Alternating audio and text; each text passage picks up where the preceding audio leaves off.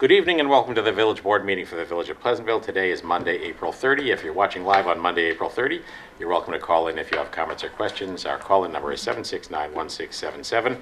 As always, you can watch live on cable TV or afterward pick up an on-demand webcast at pctv76.org. Our next regular meeting is on Monday, May 7. That will be a short meeting. Two of us are at the New York Conference of Mayors annual meeting in upstate, and therefore it's a short meeting to pass a check, the check register. That's on Monday, May 7. And then we're back to regular meeting on the 21st, right? That's what we settled on? Yes. Yes.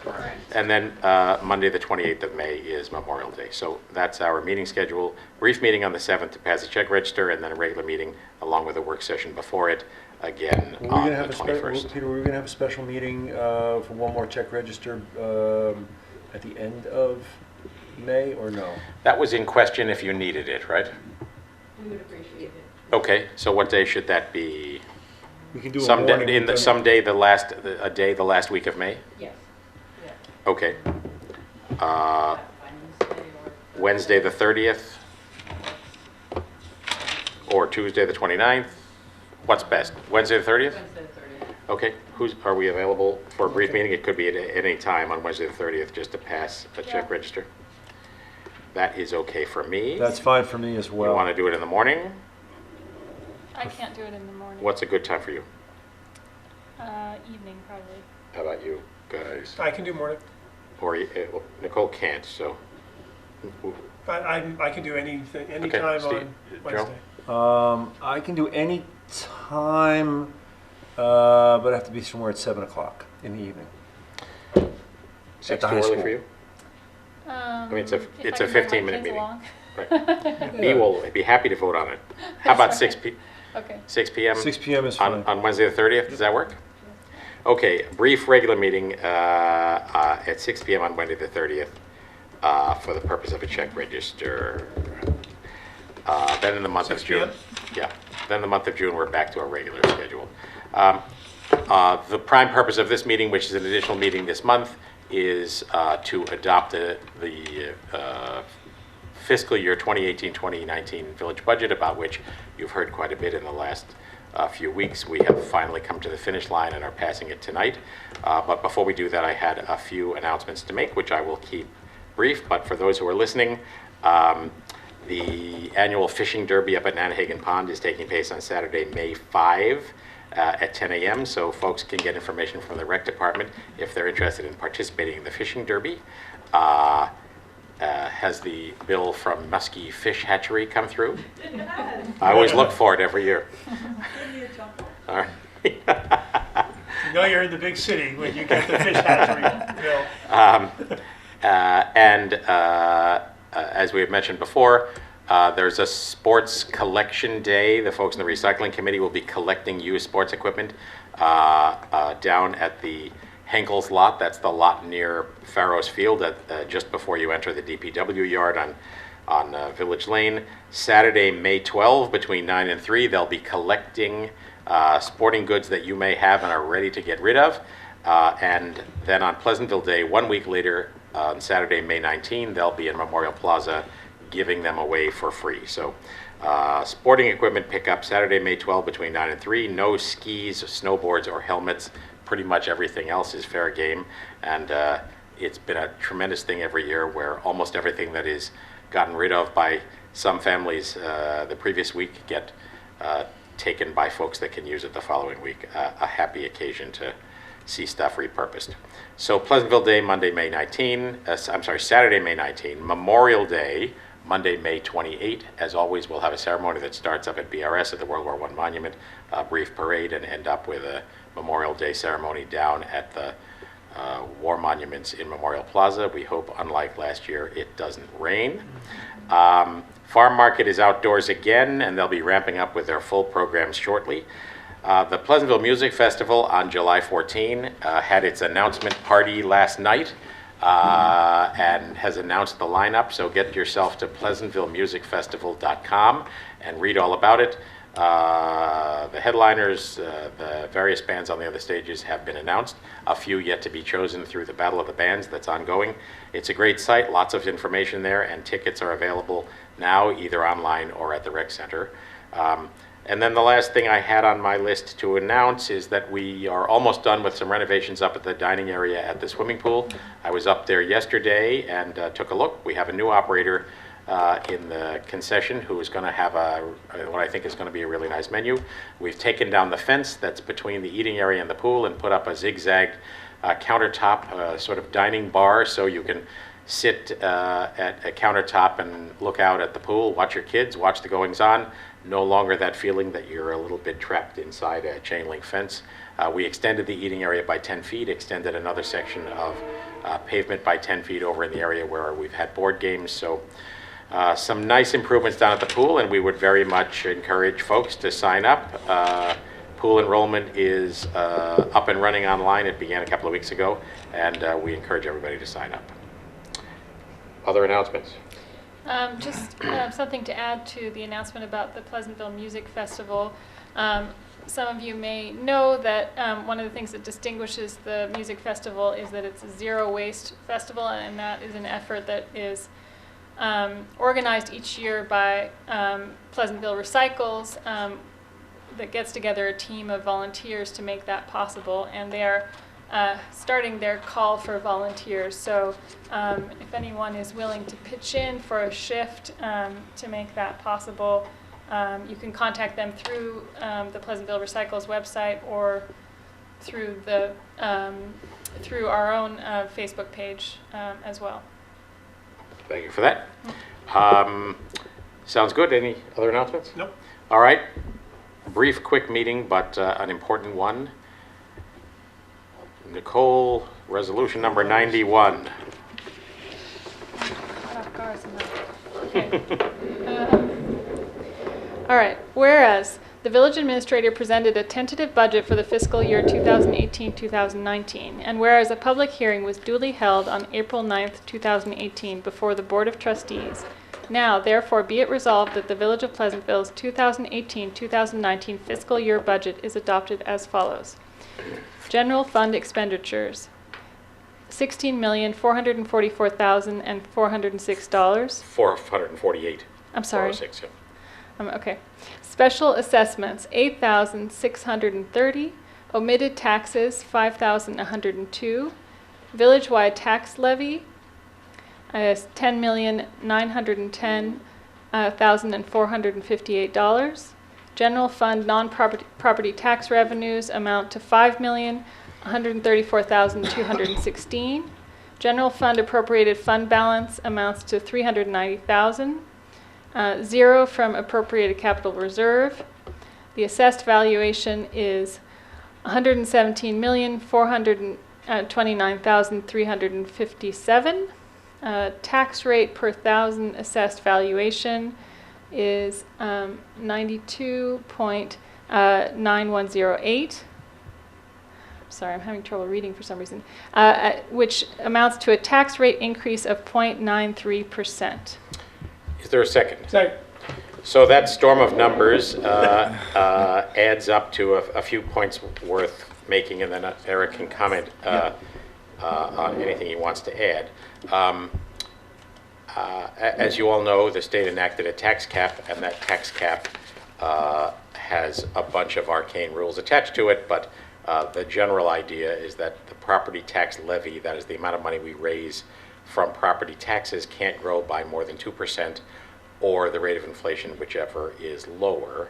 There are a bunch of elements that change that in various ways based on experience in the past and changes in various aspects of the tax base. But long story short, the budget you just heard numbers for, which produces a tax rate increase of 0.93%, is $2,028 below the tax cap.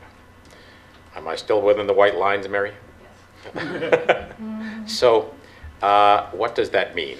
What it means is that our expenses have gone up a good bit more than 0.93%, but your taxes are only going up 0.93%, both because of the care and effort exerted by the administrative team and the finance team and all of our department heads, but also because the tax base has grown, and so there are more properties that are paying into the tax system, and with more people paying in, everybody else pays a little less. So the increase in the tax base has mitigated the tax increase in, I think, a rather significant way. Since the tax levy increase is 3.3%, that is, we're raising more money via taxes to the tune of 3.3%, but the increase in your actual taxes is only 0.93. So I go through that description to make clear that one of the things this board and boards before us have given some serious thought to over time is to take a look at sections of the village that have become underperforming tax assets. And I say underperforming not because we've identified places where something grander and more valuable could be going on, so much as identifying places that were once vibrant parts of the community's tax base and have devolved into a much less active use. And so I think we've seen some success in that respect, and I'm pleased to report that I think we will continue to see some success in that respect. So that's all good news. Any further overview, Eric? Just one detail. You may have noticed that the fund balance appropriation is $390,000. We had talked about appropriating $350,000. The additional $40,000 is going to go to paving and sidewalks. Okay. And that's Which had been a budget we had otherwise starved. right, and that is also being coupled with the about $160,000 that the board had found in savings through our work sessions. Right. So now instead of allocating $200,000 for road repaving and sidewalks from fund balance, we're only going to use $40,000. Okay. And Okay. so we decided to put it in fund balance here Right. instead of having that appropriated at a future meeting a couple weeks later. All good. All right. Comments, questions? Oh, I do want to say one Yep. thing. Mary, Robin, and Noreen have been awesome. Really, they work tirelessly, and this is Yeah. a very complicated Right. and in many ways annoying process. But they do it with a smile on their face, and have been great colleagues. So just wanted to recognize them. I know that to be the case, both from my personal experience and having watched this team over time. So thank you, guys. Yes, thank you very much. It's a whole lot of moving parts, and it's like whack-a-mole. Every problem you whack down causes another to pop up somewhere else. So thank you for that. Any comment at all? Further comments of any sort? All in favor? Aye. Aye. Motion approved. Okay, 92, Steve. Resolved that the Board of Trustees hereby approves the refuse rates for the fiscal year 2018 to 2019 as follows. Each condominium unit, $345.60. One family residence, $460.80. Two family residence, $691.20. Three family residence, $1,036.80. Is there a second? Second. Comments, questions? Just what's the delta, if any? Everything is no change except the one family residence that was increased about $6. $6, right? Yes. 5.5? Yeah. Yeah.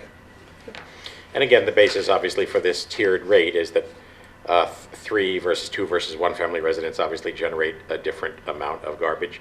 Condominium units are lower because in most circumstances they're taking their garbage to some shared site and we're not making pickups at everybody's door. So all in favor? Aye. Aye. Motion approved. 93. Resolved that the Board of Trustees hereby approves the following water rates for the fiscal year 2018-2019. For residents, it's $64.74 per 1,000 cubic feet. Non-residents in district, $82.80 per 1,000 cubic feet. Non-residents outside of a district, $97.33 per 1,000 cubic feet. The bulk sales rate is residential rate plus the New York City raw water cost. The cottage school is the residential rate less New York City raw water charges. The ready to serve quarterly charges are as follows. For a 5/8 inch meter, $57. For residents, non-residents are $71. A 3/4 inch meter, resident charge is $74, non-resident charge is $88. On a 1 inch meter, Residential charge $121, non-residential charge $134. For an 1.25 meter, residential rate is $180, non-residential charge is $194. On an 1.5 meter, residential charge $253, non-residential charge $267. And on a 2-inch meter, residential charge $359, non-resident charge $373.